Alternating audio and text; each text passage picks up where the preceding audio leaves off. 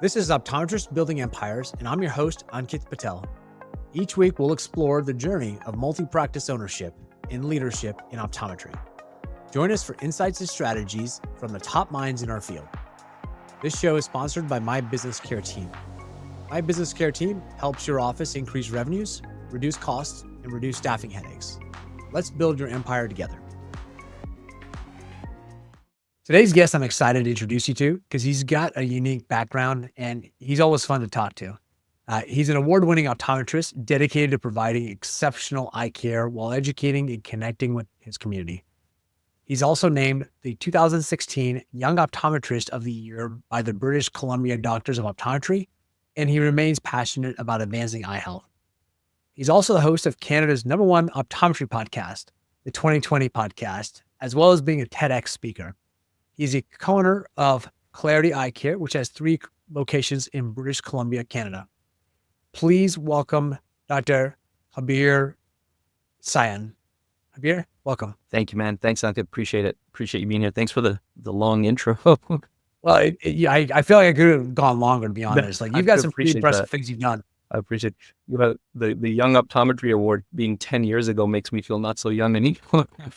Well, I think it's still it's kind of launching pad. So I think it kind of launched. You can kind of tell, like, okay, it builds a story of you being hungry for something more. Certainly, that's definitely true. And so with that, I'm curious, what was the most important thing that helped you grow your empire? I would say the most important thing for me has been the support that I've had from the people around me in like every facet of my life, whether you go back to the 2016, the Young Optometrist Award. Around that time, the support I had from peers and my family to today, where I have support from my business partner in all facets of our clinic, my wife, of course, in all facets of our home life, to a really, really tight support group of about 4 or 5 of my friends that I really heavily rely on. And again, going back to a decade or more beyond that, you relying on these guys. Back in the day, I was making all this content. Part of the reason I got that award back in 2016 is I was creating a lot of social media content. At that time, a lot of YouTube stuff and blogging, writing blogs weekly, getting out there. I got that award for like the public awareness side of things that I was doing at the time. And even at that time, I would go to my friends every week. I'd make a YouTube video. Hey, what do you think of this? And I always trusted that they would give me the most blunt, straightforward feedback that I needed. And I can't tell you how many times I heard like this painful feedback of like, that's boring. I can't watch 5 minutes of that. And it stung, and I hated my friends in the moment, but at the time afterwards, I would, be very grateful for like how important it is when somebody can just look you in the face and give you that feedback if they're doing it for the right reason, if you could trust them. So I'm really lucky to have that in my friends, in my family, my wife. If I have a business idea, I always go to my wife first. Like, what do you think of this? She's kind of got this really kind of shrewd mind, understands finances and stuff like that. And then my business partner, of course, like I was saying, for handling a lot of we split the workload in the clinics. That's the only reason we were able to kind of grow to 3 clinics. The only reason I'm able to go out and do speaking things and lectures and so on. That's the number one thing. There's so many things that have helped, but if I was really going to pinpoint it to one thing, I wouldn't be here without the support that I've gotten from friends and family. Nice. And that's really, it's interesting you say that, because I've heard the old adage, you are who you surround yourself with. Exactly. But I like the way you presented it. It wasn't just generic advice. It was like, hey, you know what? The folks I surrounded myself with gave me real input and real important advice, to the point where they weren't just yes people. They were like challenging you exactly on things. That's really interesting. What did you find? Tell me about a time they told you something, you're like, I don't buy it, but eventually it came around to like, what was there any kind of moment? No, there's definitely. Oh yeah. Cause you know what, you come up with an idea, you think it's such a great idea, and then you present it to people and it hurts. Like it's just like your whole, your ego gets shattered. You like think like you had something amazing here, and here they are telling you quite matter of factly, like, no, I don't think that's a good idea. But the good news is most of the time they don't just say that sucks. They'll usually, again, it's somebody you trust and somebody who has your best interest at heart. They're not just going to say that sucks. So that's a terrible idea. They're going to ask you, what is the purpose of this? What are you hoping to get out of this? Who is this for? Okay. And then my friends will say to me, well, look, if I was your end consumer, I wouldn't buy this. I want this. Like would be more useful to me. I've had those conversations multiple times. I actually started my own eyewear line back in 2017. Since kind of exited from that and sold that company. But when I started that, a lot of the ideas I was coming up with, they were like, well, there's a whole bunch of eyewear brands out there. Like, what differentiates you? Why would I buy your glasses? There's a million other brands, and so ultimately we came down to this sort of Tom's shoes, 1 for 1, give one, buy one, give one type of model. And that was something that resonated with my friends and my family. And then I realized resonated with a lot of people out there. And that was kind of the model that we worked on. But I didn't have that model in the beginning. I just said, I can design cool eyewear. They're like, well, I don't know. What else you got? So there's been a lot of situations like that throughout my life. And thankfully I've had the right people to kind of go to. And give myself a little bit of credit. Over the years, I've been able to develop a thicker skin and not get so offended when somebody's trying to give me feedback. Yeah. Yeah. And I think it's interesting because I think it's also your friends and feedback circle were also the same people that were probably your ideal target audience for these frames as well. Exactly. So that ends up being helpful when it's the same audience. And I always tell people, be cautious who you ask for, because if you're asking for, what's a good example here? If you're asking, a water person who builds like waterways and dams as an engineer to build an aircraft, they can tell you some stuff, but it's not quite the same, right? There's different engineering to that. Totally. So it's interesting how you kind of understand what to ask, what to not ask for. Yeah. You have to also look for you have to be, that's a really good point. You have to be able to distinguish like who you're asking, what their habits are, buying habits. So for example, in the retail space, I'm trying to sell eyeglasses. Out of this group of friends, they all have different buying habits. One of them is like, for lack of a better term, super stingy and really only buys like what's essential. One person is like, just buys, so like he's a sneakerhead. He buys so much. I'm like, you're never going to wear all these shoes, but he buys them because he's like into that. Another person likes to, so one person's like really just into like the quality of the fabric and things like that.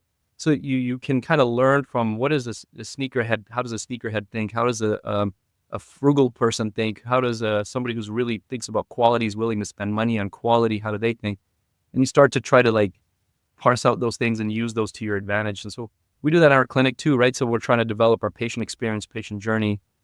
I see how each of them, plus some of our other friends, how they behave when they come in the office and the feedback they give me. I think that's always been super valuable. We've done something similar where we talk about buyer personas. And reality of it is, in implementation, everyone kind of gets treated the same way, but a little bit different. But we have the value buyers, we have the health enthusiast, the tech enthusiast, and then the fashion enthusiast. And so each one of those folks has something that's a little bit different, a little bit more, something different that they value. Yeah. So the tech enthusiast might want like our OVO frames where you see it hanging by like with the weight on it. Yeah.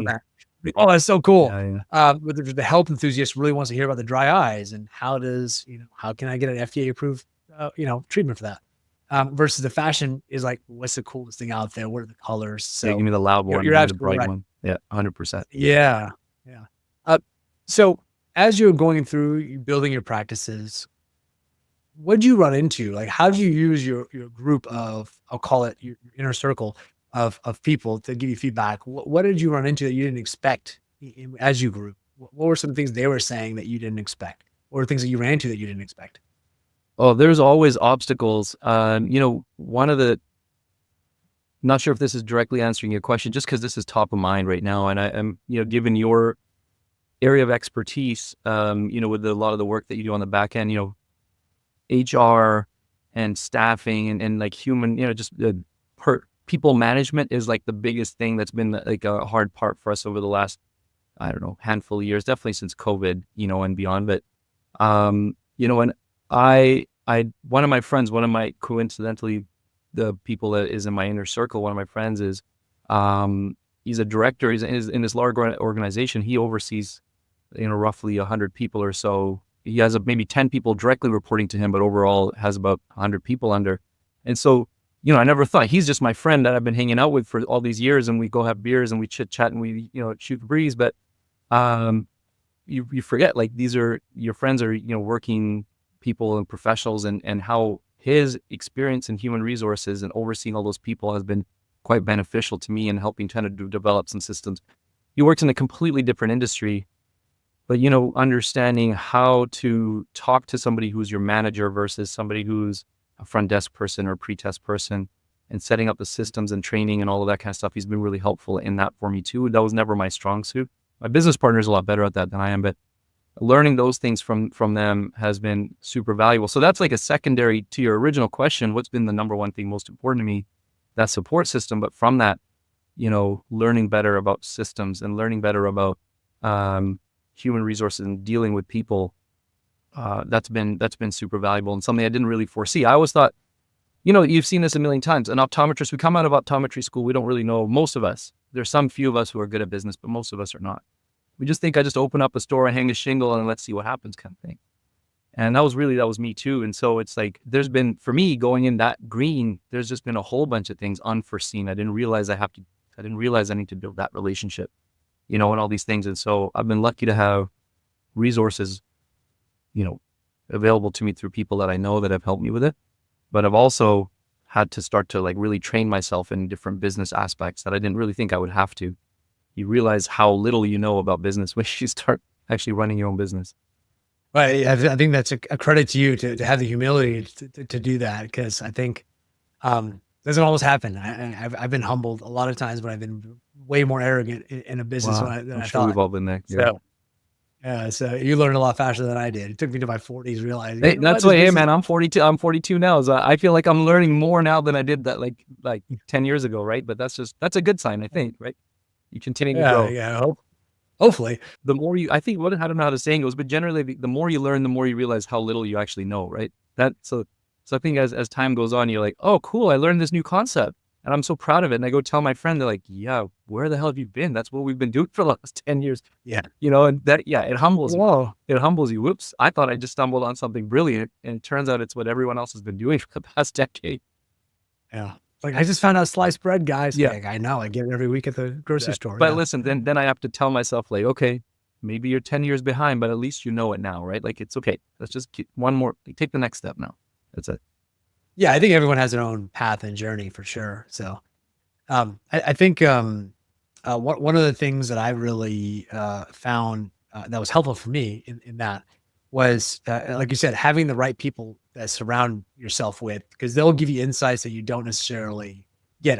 So I'm a part of like EO Entrepreneurs Organization. Oh yeah, And it really helps me think differently. Every day in and day out, I'm dealing with my staff, dealing with my wife, and with kids. Right? I don't talk to that many people who are like thinking about business and differently. That's right. So I really enjoy that. So I can appreciate that. But I'm curious, what made you want to grow? Right? You could have just been one location in Canada. I hear it's more difficult to be multiple locations, just because of the way the reimbursements work and the structure there. But I don't know if that's true or not. But what made you want to grow? I would say that is true. Just from what I'm seeing, you don't see too many people who have, and this, I'm not saying this to in any way boost myself up here, but you don't see too many people who have multiple locations.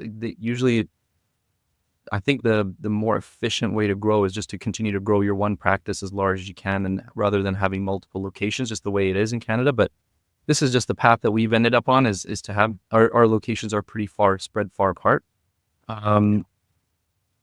So what kind of, that's a hard thing to answer, because even to this day, I'm still trying to answer, like, what is the reason why I keep trying to do this? Like, I might be more, I don't know, happy. I don't know what the right word is, maybe happy or satisfied or content if I just work on one practice, but opportunities come up. We're always looking for an opportunity. I don't really jump on something just because it's there. We try to really evaluate before it's a lot of work to open up another location and have to deal with and each city brings its own challenges of demographic and the different staff. Hiring is harder in one city than the other city sometimes, all this kind of stuff. So it's not something that I think I would take lightly, but I've always just had this sort of inner drive of trying to create more and be more and help more people. And I think some of it is also looking at some of my mentors, so to speak, official or unofficial, that I've looked up to in the industry, that I learn from, that I reach out to. Again, larger, that would be kind of the next level or next circle that I would reach out to outside of my close friends. And they're all very successful, and handful, a few of them do have multiple locations. Certainly they all have large locations. If they only have one, they still have like a 5-doctor, 6-doctor practice or whatever it might be. So I'm learning from them. I'm looking up to them, and I'm just seeing the motivation and the drive that they all have, the ambition. They're all a little bit, at least 6 or 8 years older than me, if not 15 to 20 years older than me. And even in their mid 50s, late 50s, they're still driving. They're still ambitious. And I just want to keep having that hunger. And so I try to kind of monitor what they're doing or keep asking them how they're doing it. I don't want to become stagnant. And so I think this is just kind of what keeps driving me. Some internal thing that keeps pushing me to continue growing, but trying to do it in a sustainable way. It's interesting. You said something that was interesting. And what I heard was you said, I think I just maybe be quote unquote happier with one practice and easier, maybe even easier. But I think the opposite of that, and this is what I tell my kids and tell other people, it's like, you're not necessarily, happiness and fulfillment aren't the same things. That's right. That's true. And it's almost sounds like you get a sense of, correct, I'm putting words in your mouth here, but tell me if I'm wrong. You almost a sense of fulfillment by doing this and growing and Agreed. a hunger for what could be possible. Yeah. 100% agree with that. Yeah. And it's, again, like, just to be clear, we started our first clinic 12 to 13 years ago, and the second one like 8 years, and the third one's brand new. So we're not trying to open up a new clinic every other year, right? We're taking it slow, and just when the time seems right. And because they're in completely different cities, it's actually, and it's also not this like, or we're bursting at the seams so we could open another location down the street. They're far apart from each other. We're just looking for communities where there's a need, where we have an opportunity, and when that opportunity arises, we evaluate for a year or two or whatever, to make sure it's right. So we're taking it slow. I don't want to make it seem like we're trying to multiply here, but there's definitely something in that hard work, and that it comes with stress and headache and all that stuff. But there is a fulfillment that comes with it for sure. There's something I'm going to be on my podcast. I do once in a while do these little segments where it's just me talking, and there's an idea I wanted to share about passion versus another term, which I would call pursuit. Maybe I haven't really figured out what that word's going to be yet, but let's say pursuit. Passion, people do things out of passion, like, oh, I love this so much and I'm going to go do it. I'm going to go all out. But after a year, you kind of get tired of it, and the grind, gets to you. But when you're pursuing something, you always kind of like, there's always something 5 years from now, 10 years from now, better that you want to be, you grow. Then, there's a grind every day. It gets kind of boring, but you realize that you're just working towards something, right? It's not in the moment, this like passion that's fueling you short term. It's this long term, like, all right, I know it's going to take me 10 years. I'm just going to keep doing the work. So that's sort of part of this like larger, opening a couple different clinics thing that we're doing. Nice. You said some interesting things. You said you would evaluate if there's a need. What did you look at for the need? Like, how'd you come up with that analysis? So, I'm not a super data driven person. I should be. I'm talking to the right person if I want to get better at that. I know. But for example, this third location that we're opening, we look at just the general demographics of the area. We look at very basic, like how many optometry clinics are there. We spent some time in the town, drove around, scouted it out, called around to clinics to see, what's your wait time, if I want to get an eye exam, and even popped in, kind of secret shopped a little bit, that kind of stuff, just to get a vibe of what's the town like. What's the community? What would our demographic be? Are they working class? Are they retired? Where are they? And that kind of thing is what we were scoping out. Now, some of those things will change. For example, our second location, we did that when we opened our second location 7 years ago, almost 8 years ago. So 9 years ago, we were scouting that place. Okay. And we're like, oh, cool. New development, a lot of new residential. We could see, we're like asking around. We see there's a lot of young families moving in. This looks like the type of place we want to be. And it'll grow over the next 8 or 10 years. And it has, but the demographic shifts, and sometimes you have no control over that, right? And so that demo shifted more to just a different type of demographic. So we got to shift the way we approach our patients a little bit. It's, the way what brands we sell, things like that. So you could do that research in the beginning, and it's important, but then you also have to keep in mind that might change over time. But that's what we saw. So in the new location, we saw there's actually a really big demand there. There's a long wait. People have to wait like 3 months just to get a routine eye exam. So it's kind of a no-brainer. Let's get in there. But the reason that there's such a demand is because there's a really shortage of labor, right? It's hard to get people to come, optometrists and staff, to open up an office and keep it open good hours.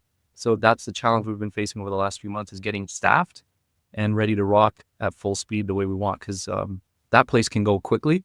It can grow quickly, but we just need to make sure we're ready for it. So those are the types of things we're looking at. So I can't say we've gone super deep in the data, but like get a good feel for where we are and what who we're gonna see, what type of people we're gonna see. That's pretty thorough. Okay. So I mean, like, I think you're selling yourself short. Like, most people don't even do that level of analysis. It's like, I think I heard something there that was probably just as important as the amount of work you put up front. It's the ability to pivot and change.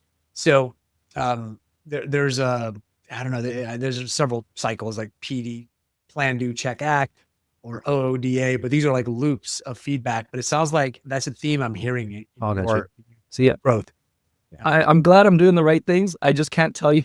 I guess I didn't learn them in a specific order. It came more from just doing and learning. But yeah, those are again, also from asking other people. Other people might know the actual processes, like, the terminology, and perhaps they just kind of write this down and then go do that when you look for these opportunities, right? So I sort of learned that way.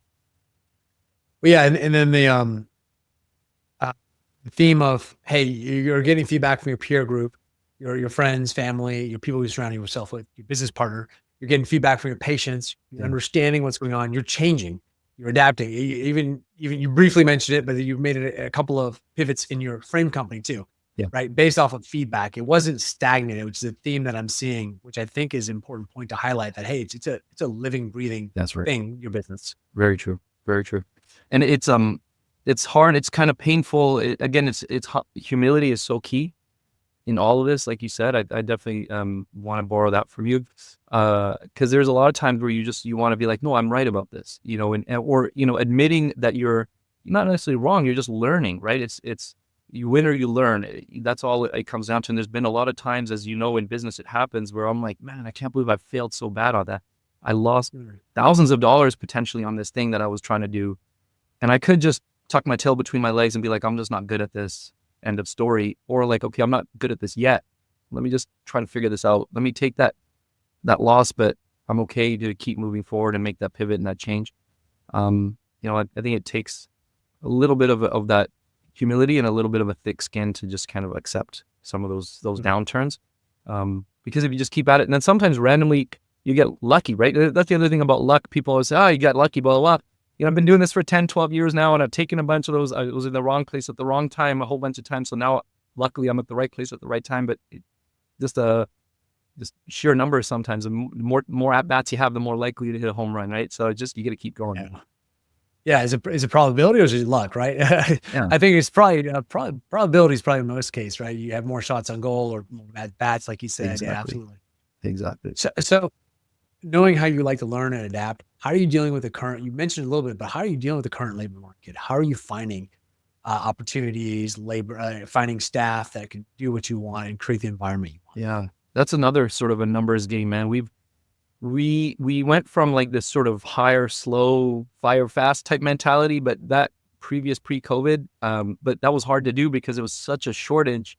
If I hire slow, I'm like super short-handed in the office for a really long time. We go months where we're like, we can't see as many patients because we're so short-handed right now. So we started to flip that, like, let's just hire fast. Let's do an on-the-job kind of interview, So we do a couple of quick interviews. Okay, this person seems pretty competent. Let's bring them on. Let's have them work for a day with our staff there's a couple of core staff that we trust, office manager, a couple other people. And we're going to have this new person work with them for a day, and they're going to give us their feedback. And there were people I was writing, because our taxes are, tax season's coming up here. So I was writing T4 slips. Is different in the US, but whatever. The slip at the end of the year says how much tax you paid or whatever. I don't know what that's called in the States, but W2, W4, I guess. I forget like that. You need to file your personal tax, right? I couldn't believe how many I was sending out to people who no longer worked at my office. I was like, what? How many people did we hire in the last year? But that's how we did it, man. We're like, we just got to go through as many people as we can here. We give them a good chance. We're going to create a good environment for them. But if after a couple of days they're not working, all right, see you later. We're going to bring in the next person. I don't know if that's going to fit everybody's office, but that worked for us. And yeah, we found some gems in there by doing that. Kind of diamonds in the rough, so to speak. People who were rough around the edges, but they had really good work ethic and really good personality, and they're superstars. So it happened from, we tried to go slow. Let me like really interview hard and find the perfect person before I hire them.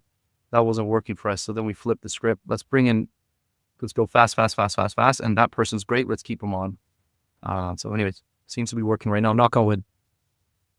Similar there, more at bats. More at bats. Eventually. That's it. Yeah. Yeah.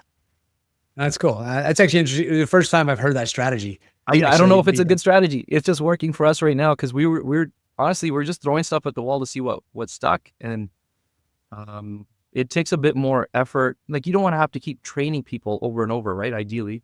So in those, it really only took 1 or 2 days of like quick little bit of training. Let me train you on the phone. Let me train you how to check in. Yeah. Right? Quick stuff. And you could, can't do that. What's crazy is you interview somebody, people get so good at doing interviews now, right? They put on a face. Honestly, sometimes they just flat out lie to you. And then they'll come in, and it doesn't take more than a couple hours for the true colors to start to come through. And yeah, it's pretty impressive how quickly, within a day, we're like, all right, you're not going to work. I'm sorry. Yeah. One other thing I found really helpful is asking behavior-based questions and really pressing them on things. So for instance, if I'm hiring a optician, so that they have to have some sort of sales experience. So I asked them, hey, tell me about a time then you had someone who gave you like 4 or 5 no's, but they still found a way to connect with them and they still bought from you. Tell me about what you did, how you did it. And I listened to what they say. If they say things that are like, oh, you know what, they just followed the process that was already laid out for them versus, oh, you actually connected with the patient, you understood what they wanted, you gave them an out, but you went deeper. I'm looking more for that example. Yeah, right. First example, even though both examples, someone might consider check, they can sell. In our office, we want that secondary example, not the first one.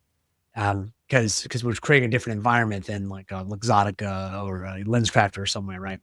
And so that has been super helpful with weeding some folks out too in terms of like experience. Because the biggest thing is telling them when they say like, "Well, I would do this," like, no, give me the last time this happened. Yeah, I would do this, right? Yeah. Because that's the rehearsed answer, right? Oh, I would do this, and that's what you're trying to get past that first line. Yeah, exactly. They have to tell you an actual experience. That's different. Right. And you know what we found actually going through this process is there is a bit of a system or a candidate that actually seems to work well. We have 3 or 4 now who fit this almost exact mold, which is they used to work at one of the big box type places, right? Retail type places. And they felt their potential wasn't being met. Like their potential was much greater than that. And that's why they were leaving. And so we start to like look for people who've worked at those places, bring them in. And if they share that with us, like, oh, it was just a lot of the same. And this type, I, without saying boring, but like just kind of saying like, I just felt like I could do more. I wanted to do more for that location, but it's a corporate owned place. So they just do this. And you start to kind of hear that they want to go beyond what their job title is. And they just were not capable of doing that in that location. Like I said, we have literally 3 or 4 people working for us that came to us with almost the exact same explanation of why they were leaving their previous job. And they're great. Hungry. They're great. That's really good. Yeah. That's awesome. I think there's a Patrick Lencioni, the Ideal Team Player. He's a guy that writes several org development books. He has one called The Ideal Team Player. He also has one called 5 Dysfunctions of a Team, which most people have heard about. But this one, I think it's called The Ideal Team Player. He says there's 3 things: humble, hungry, and people smart. Love them. So you just described like, oh yeah, they're hungry, they want more. And I'm sure they wanted to learn, and then they knew how to like deal with people and be savvy interactions. So that's pretty cool. You're kind of stumbling into a lot of these things. Again, so people are going to say, well, this guy he doesn't know what he's talking about, but he got lucky with it. It's just because I keep trying stuff, right? I just keep trying stuff. And that's the way I've learned over the years through all this practice, basically.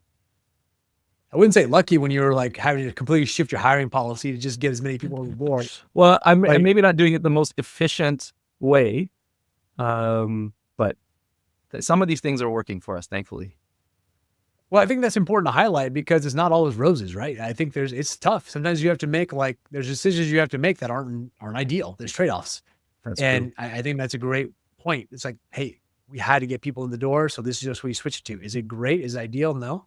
But this works for us now. And now we're stable after we got through this Yeah. period of tough time. Yeah. And there were some tough times. That's what I'm not going to win, man. There were some tough times where I do not want to go back to. So we learned from those times, and we're, trying to stay more steady and growing in a different way versus sometimes, some challenges that come along the way. COVID was an interesting thing for us, but again, with the shifting the demographics in our neighborhood there, we fought that for a while. We're like, no, we're going to be this type of clinic, and we had to kind of find a way where we still felt like we were providing high quality. We're fulfilling our potential as highly trained professionals, but still meeting our patients where they were. So that's been an interesting change for us. Interesting. Okay. So let's talk about you a little bit more in detail. Curious to learn about what makes you tick. What tell me about maybe it was in grade school, maybe it was in university, maybe it was afterwards. But tell me a moment or two in your life that you felt like was something that made you who you are today. Like maybe it was like, oh, this moment really maybe solidify that, hey, I want to be an entrepreneur, or this is what I want to be a doctor. Like maybe give me a moment like that in your life. Interesting. There's one that, I feel like somebody just said to me recently that there's something about, and this might go back to the question you asked me earlier about why am I trying to grow, and that there's something about entrepreneurs. I refrain from using the word successful because I don't want to use that word towards myself. I'm growing and I'm trying to be better. But in general, like used towards other people, there's one thing they all have is they all seem to have a bit of a chip on their shoulder. This little bit of a dark side to them, because you gotta, sometimes you gotta make up a reason for why you're trying to be better, right? There's sometimes where you're like, oh, I'm just tired today. But then you have to, when I think about Kobe Bryant, I watched this documentary recently. He talked about like his Black Mamba. That was kind of his dark side a little bit, channeling that to continue to get better, not to compare myself to Kobe, but just using that as like some people who have that bit of that dark side. So I go back to the reason I'm giving you this context is I go back to when I got into optometry, undergrad. There were people close to me who were like, wow, you made it into university. Never would have guessed. Never would have figured, right? And people close to me like, oh yeah, I figured you would have. My dad was a blue collar, hardworking, middle class. And so it was a bit more like, oh, I figured you just end up like your dad, which as I'm older today, I don't take that as an insult at all. But at the time, I was like, well, I didn't take that pleasantly. And I still, for no reason at all, I still remember that, like 20 years later, even though that person probably would be like singing my praises today, I still remember they said it. And that drives me still. And that's kind of a weird dark turn there, but I just wanted to share that because I think on my podcast, I talk about those things too. And I think we all sometimes have that. We all need to channel that a little bit. So that is something that kind of just drives me when I need a little extra fuel. But on a more positive note, with optometry specifically, when I was applying to optometry school, writing these essays of like why I should be accepted, why I'm a good candidate, for whatever reason, I would write that I want to be an ambassador for the profession, and at that time I didn't know any better, what am I, 21 at the time or something like that. But for some reason, I think maybe because of the other optometrists I was seeing around who I felt like were good people helping their communities, I was like, when I work, I don't want to just see patients. I want people to see me and say, oh, optometry seems like a cool profession because of what I see Harbir doing, right?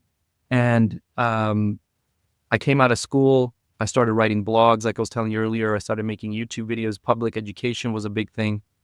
And one last key factor I want to tell you that kind of helped me kind of get to where I am now, again, started as a negative but turned into a positive, was the year I graduated, 2010, from optometry school. We had this massive deregulation here in British Columbia. Everything eyewear was completely deregulated. You could go online and buy a pair of glasses or a box of contacts without any validation of your prescription. That was almost 15 years ago now. We've been living like that since then. That's how our industry's worked here since then. And it looked like for us, everybody was like, the sky is falling. I just graduated, literally just finished optometry school, finished spending hundreds of thousands of dollars in 4 years, 8 years in university. And I was like, crap, my profession's just gone now overnight. But that's where the push came to like start doing more public education. So I was like, listen, okay, I can't fight back against the rules that have changed, but what I can do is help people understand why it's still important to see their optometrist. So I started writing blogs, I started making YouTube videos, and that other stuff, then the podcast, the social media, and that's really helped me kind of get to where I am today. So all of those things I kind of mentioned day in, day out, those are all sort of playing into how I kind of live my life and some of the choices I make on why I do some of the stuff that I do. Nice. Well, thank you for sharing. That's actually, Yeah. Well, I apologize if I got a little too deep on that one. no, I love it. Hopefully there's awesome. some value for some people in there. Yeah, I think a lot of people might feel the same way, right? I think that's you may be surprised how other people may feel. I think, yeah, I'd be lying if I didn't feel that way a lot of times in my life, especially in my more competitive younger days. Absolutely. So, Yeah. sure. Again, in humility, the little dark side thing, it gets smaller and smaller now as time goes on, right? But I feel like you gotta hang on to it sometimes because you need to be, again, in business and then whatever. Like if you're not trying to get better, it's not just I don't think you just stay the same, right? You probably get weaker or worse if you don't continue to work to get better that little bit. And sometimes you need that little bit of fuel, so it comes in handy. And I know over time too, I've switched it to be more aspirational than burning platform. Yes. Because before it was like, no, I don't want to be that person that they think I am. Yeah. Now it's more like, oh, what can I be? Like, what can I do? What's possible? And so I've noticed a little shift over time. Maybe, I don't know, this is my personal journey too. So it sounds like you're kind of making a similar shift. It's like, oh, what's possible? Yeah. What can we do here? Totally. So it's pretty cool. So you kind of hinted at this, but 4 days after you graduate, what would you tell yourself knowing what you know now? I would you think 4 days after? Yeah. Like right after you got out, right? Immediately after graduating, I would tell myself to think big. I think, yeah, I would say think big. I think in the beginning I thought too just inside the box. The people that I look up to that I see are doing well, and the times where I feel really fulfilled in my life is when I've gone outside of my comfort zone and thought a little bit outside the box, tried something different that maybe I thought was gonna maybe just fail miserably or make me look dumb. But when I did it, I felt amazing, and it usually there's so much growth on the other side. So I would just say think big. Excellent. Like it. And so, Harbir, where can people find you and connect with you if they want to reach out to you? Thanks, Ankit. Yeah, they can online, social media, like Instagram is probably the number one place I'm spend my time on social media. So Instagram at harbirsian.od. I would love if people are listening, I assume they listen to podcasts since they're listening to this, and they're in eye care and they're in optometry, then please check out the 2020 podcasts. You can go to the2020podcast.com or just search it on whatever platform you Google it, it'll come up. And I have amazing people like Ankit on the show. And I'd love to talk about a lot of the same stuff we talked about here today, business and entrepreneurship and growth mindset and a little bit of clinical conversation as well, kind of mixed in there. So please check that out. Yeah, shout out to your podcast. It's a great podcast. Thank you. I thank you for having me as a guest previously, and then I listen to it occasionally when I get a chance. I really do enjoy the guests and the perspectives. It's different, right? And so I really do appreciate that. Thank you. We'll put all that information in the show notes so people can get connected with you. Awesome, man. Thank you. So Dr. Sian, thank you again for being a guest. My pleasure, man. Thank you. And this is awesome, dude.